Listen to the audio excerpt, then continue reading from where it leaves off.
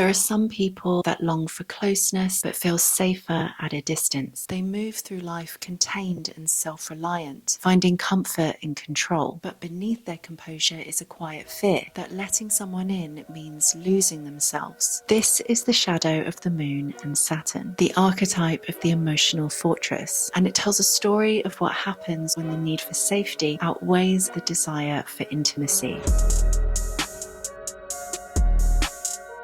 I'm Sophie. I make videos exploring archetypes through the lens of astrology, psychology, and the unconscious. And in this episode, I'm looking at what happens when withdrawal becomes a defense mechanism, the archetype of the avoidant attachment. So the avoidant attachment is a pattern that's built around discomfort with emotional intimacy. It's not that they don't have feelings, it's that for them, having feelings was never safe. They tend to value independence and self-sufficiency and pride themselves on coping alone. For many, the avoidance pattern begins at childhood, when emotional expression was discouraged or dismissed. So they learned that vulnerability only invited danger or rejection. The result is an adult who equates closeness with the feelings of being engulfed, ironically creating an unconscious pattern where avoidant types find themselves drawn to people who crave reassurance and closeness, also known as the anxious attachment types. And this relationship dynamic usually mirrors the love that they learned in their formative years. Between the anxious and the avoidant types, one fears being abandoned while the other fears being consumed. So on the outside, the avoidant type appears distant or detached, but this is just a defense. It's their way of managing their fear of intimacy through internal emotional control and withdrawal. So at the heart of this pattern is the tension between the moon and Saturn. The moon represents our internal world, our emotions, our memory, and our instinctive reactions. It's how we process life on a feeling level, that subtle radar that tells us what feels safe and what feels nurturing. In astrology, the moon is known as the mother. It's the symbol of fertility, emotional attunement, and the capacity to both give and receive comfort. And just like our emotions, the moon is cyclical and fluctuating, constantly adapting to the environment. That's why it represents the principle of home, because it's our sense of comfort in our own bodies and in the world around us. It rules over the rhythms of daily life, the instinct to protect what feels familiar and the need to belong. The moon's home sign is in Cancer, a water sign that's defined by empathy, intuition, and protection. Cancer's strength comes from emotional intelligence. It often senses what others need without words. But that same sensitivity can also be self-protective, and when it's overwhelmed, Cancer can withdraw back into its shell to preserve comfort and stability. So at its best, it's the ability to self-soothe and to nurture others. But at its most defensive, it becomes emotional retreat and the instinct to disappear rather than to risk rejection. In Taurus, the moon is exalted. It's a fixed earth sign ruled by Venus and represents stability, fertility, and nourishment. So here the moon finds emotional steadiness and a connection to nature and material security. But in Capricorn, an earth sign ruled by Saturn, the moon is in its detriment, because here emotion is met with rigidity, withdrawal, and control. Here the moon learns to survive by translating feeling into earthly responsibility. It's confident, reliable, and composed, but often at the expense of vulnerability. Emotional life becomes organized, scheduled, and managed. Their inner world is kept tidy so nothing spills out. And this leads us to Saturn, the planet of restriction, limitation, and structure. Where the moon seeks to connect, Saturn seeks to repress. It represents the part of the psyche that enforces boundaries and demands self-discipline. Its form of protection is to build walls because it fears collapse. In ancient astrology, Saturn was understood to stand at the edge of the known universe, the last planet before the unknown. So it's associated with things like exile, isolation, and the harsh lessons of solitude. Its symbolism captures the experience of distance, of watching life from behind a wall, where safety and loneliness coexist. Saturn rejoices in the 12th house, known as the house of bad spirit, the realm of solitude and the place associated with abandonment, withdrawal, and unconscious fears. This is the psychological territory of avoidance, where detachment becomes a survival skill. It's a place of introspection, but also of quiet suffering. Saturn's energy in its home sign of Capricorn is reserved and serious. It takes pride from composure and mastery. But when when it's overexpressed, it can harden into self-containment, a kind of emotional stoicism that confuses control with strength. So when Saturn dominates, closeness can feel intrusive, not because the person doesn't care, but because it threatens their equilibrium. That's why Saturn is exalted in Libra, a sign that shares Saturn's values for balance, law, and justice. So in Libra, Saturn's restraint finds refinement, and its boundaries becomes a tool for cooperation rather than isolation. Because in Libra, the principle of order serves in relationships. Justice not as punishment, but as harmony, maintained through mutual respect. But when Saturn's instinct for order goes inward, it tends to shape how we manage our vulnerability. So when the energies of the moon and Saturn combine, emotional life can become governed by control. It's the inner child raised by an internal authority figure who, in their instinct to protect, just ends up shutting them away. It's emotion under supervision. And this is the emotional fortress archetype. It's the psyche that protects itself by withholding genuine connection. The walls are built for safety, but they just become the very thing that keeps love out, ultimately creating a very private kind of loneliness, the feeling that peace only exists in solitude. At its core, this is a human need for connection, trapped within an internal system that's designed to avoid it, an emotional life that learned to survive by staying in control. If you enjoyed this video, please make sure to like and subscribe, and you can check out my other videos where I explore the archetypes of more psychological patterns. And if you want to dive into the archetypes in your own birth chart, you can book a private reading with me through the links below. Thanks for watching, and I'll see you next time.